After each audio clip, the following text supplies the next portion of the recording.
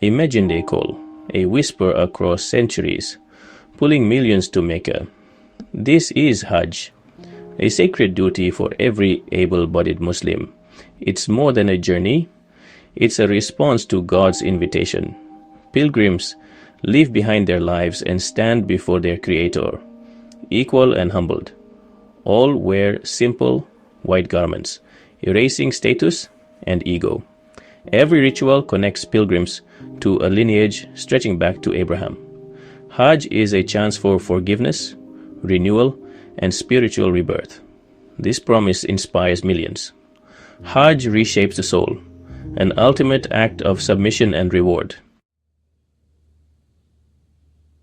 Hajj's story begins not with Muhammad, but with Abraham, Ibrahim, revered by Jews, Christians, and Muslims. God commanded Ibrahim to leave Hajar and their son Ismail in the barren valley of Mecca. Hajar ran between Safa and Marwa, searching for water, an act honored by every pilgrim in Sa'i. At her lowest, a miracle. Water gushed from the sand, the well of Zamzam. Years later, Ibrahim and Ismail built the Kaaba, the first house for worshipping one God. Today, pilgrims retrace their steps, circling the Kaaba, running between hills, living the legacy of faith. The Kaaba began as a center of pure monotheism, a sanctuary built by Ibrahim. Over centuries, its message was corrupted. Idols crept in, brought by travelers and tribes, until the Kaaba housed hundreds of false gods. The sacred pilgrimage devolved into superstition and chaos. The house of God, meant for unity, became a symbol of division.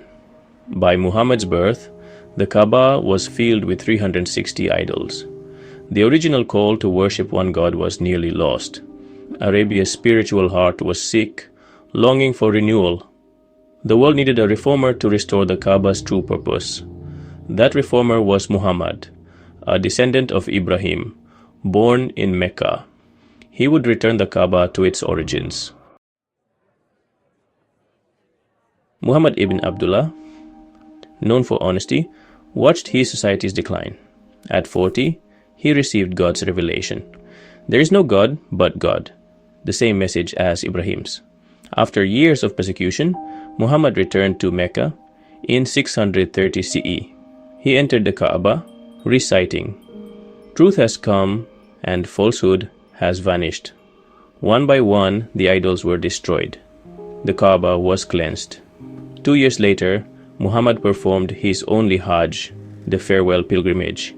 He demonstrated the correct rituals, purifying them from pre-Islamic additions. On Mount Arafat, he delivered his final sermon, affirming human equality and the pillars of Islam. He declared, "I leave you the book of God and my example." This pilgrimage became the template for all future Hajj. Every ritual today follows his example. Muhammad restored Hajj to its pure, monotheistic origins. The legacy of Ibrahim was fulfilled. Hajj is a series of symbolic rituals over several days.